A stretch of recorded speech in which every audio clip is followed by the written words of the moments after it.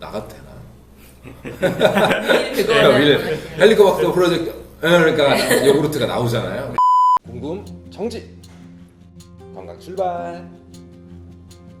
건강 신호등.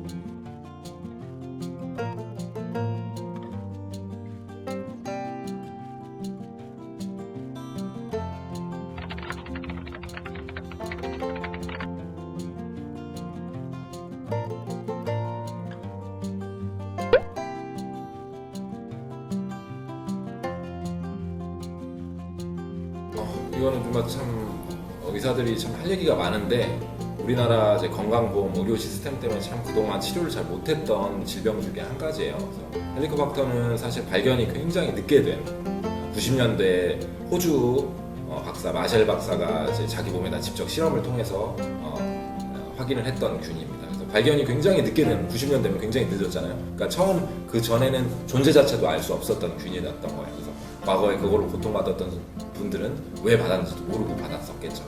그래서 그때 이후로 이제 헬리코박터에 대해서 뭐 얼마 안 됐기 때문에 이제 막 30년 됐잖아요. 우리 의학이라는 건 그동안 계속적인 데이터베이스가 쌓이면서 결론이 나는 것들로 이제 치료가 이루어지는 것들인데 30년이라 이제 좀 이제 정확하게 이것들이 어떤 몸에 해가 있는지 이런 장기 데이터가 누적이 된 상태입니다.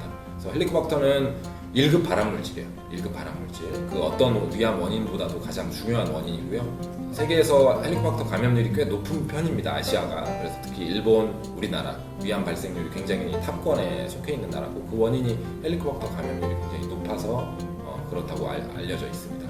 그래서 일본 같은 경우는 그거에 대한 관심이 좀 조기부터 시작이 되면서 중학생부터 헬리코박터 감염이 있으면 다 박멸 치료를 하기 시작했어요. 근데 어찌된 원인인지 의료계에서는 이런 치료를 하자고 이제 목소리를 높였지만 이제 나라 정책상 보험에서는 그걸 혜택 여부를 이제 정확하게 얘기를 해주지 않아서 의사들은 우리나라 같은 경우는 이제 모든 사람이 다 보험 혜택을 받고 있기 때문에 의사 마음대로 다 치료할 수는 없는 실정이었습니다. 그래서 2018년 이전만 해도 헬리코박터 치료에 대해서는 어떤 특정 상병, 위궤양이 있거나 위암이 있을 때만 헬리코박터에 대한 치료가 가능했었는데요.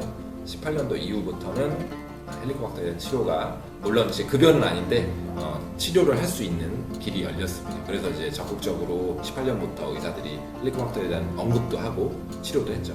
그 전에는 사실 헬리코박터 치료도 못 하는데 언급해서 할 게 없기 때문에 의사들이 좀 말을 하는 걸 조금 꺼리는 경향이 있었어요. 그래서 그런 내막이 있다는 걸 좀 아셔야 되고요. 그래서 과거에는 저한테도 많이들 여쭤보세요. 과거에는 왜 헬리코박터 얘기를 많이 못 들었는데 여기 오니까 헬리코박터가 있고 치료하라는 얘기를 하냐 이런 얘기를 많이 하는데요. 의학적 기준이 없었던 게 아니고요. 보험 기준이 없었던 겁니다. 그래서 치료를 못했던 거고 헬리코박터는 명백한 1급 발암물질이에요. 그래서 갖고 계시면 당연히 치료를 하는 걸 권해드리고요. 그리고 소화기 내 거라고 하면 자기 가족 중에 있다고 하면 치료를 하지 말라고 하는 사람은 아무도 없을 겁니다. 그 마샬 박사가 나와서 헬리코박터 프로젝트 하면서 이제 요구르트 선전을 좀 해요. 이거 나가도 되나?